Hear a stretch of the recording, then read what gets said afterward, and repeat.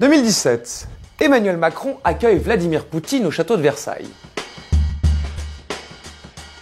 Le président russe n'était pas encore le bourreau de l'Ukraine, mais enfin, c'était quand même pas terrible. Disons un autocrate ni rassurant, ni sympathique. Macron n'hésite d'ailleurs pas à le lui rappeler pendant la conférence de presse dans la Galerie des Glaces, et on se souvient du sourire glaçant du président russe, digne d'un chat qui aurait avalé une gorgée de vinaigre. Mais alors, pourquoi tant d'honneur ? Eh bien, c'était au nom d'une tradition, ne disons pas d'amitié, mais de relations soutenues. Une histoire marquée par des rencontres diplomatiques légendaires. En 1717, le tsar Pierre le Grand, un des plus marquants de la Russie, s'était rendu en France et avait séjourné au Grand Trianon du château de Versailles.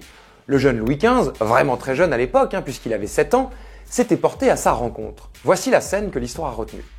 Le petit roi sort de son carrosse, et là, devant toute la cour, Pierre le Grand le prend dans ses bras pour l'embrasser. Ce qui naturellement a choqué tout le monde. On n'embrasse pas un roi, même pas un bébé roi. Le tsar, lui, s'en foutait évidemment complètement.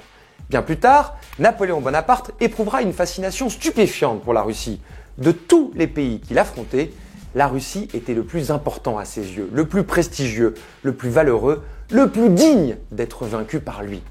Après avoir battu l'armée russe, donc 3 fois, à la bataille d'Austerlitz, à celle d'Eylau et à celle de Friedland, Napoléon signe le traité de paix de Tilsit en 1807 avec le tsar de l'époque, Alexandre Ier. Au terme de quoi, la paix et l'amitié sont proclamées entre les deux pays. Paix et amitié, tu parles. Napoléon ne s'est pas gêné pour imposer ses vues aux vaincus, et même si Alexandre n'avait pas d'autre choix que de sourire, il pensait déjà à sa vengeance. Napoléon, par la suite, n'aura de cesse de vanter son amitié avec l'héritier de la Grande Russie. Cet empereur était parfois d'une naïveté charmante. Il croira tellement à cette comédie qu'il essaiera même d'épouser une des sœurs d'Alexandre, ce qui lui fut refusé. L'affaire se terminera naturellement par la désastreuse campagne de Russie de 1812. Un siècle plus tard, c'est au tour du président Raymond Poincaré, sous la Troisième République, de célébrer l'alliance entre Paris et Moscou. En juillet 1914, c'est-à-dire un mois avant le déclenchement de la Première Guerre mondiale, Poincaré se rend en bateau en Russie, en partant de Dunkerque. Sacrée croisière. Il est reçu par le tsar Nicolas II, qui ne le sait pas encore, mais sera renversé 3 ans plus tard, par la révolution bolchevique. Au programme, défilé militaire, champagne et honneur de la Sainte-Russie.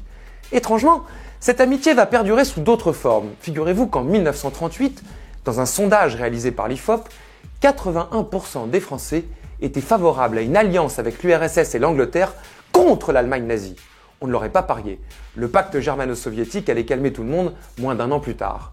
Des souvenirs bien charmants qui hélas ne sont plus d'aucune aide face à la barbarie de Vladimir Poutine.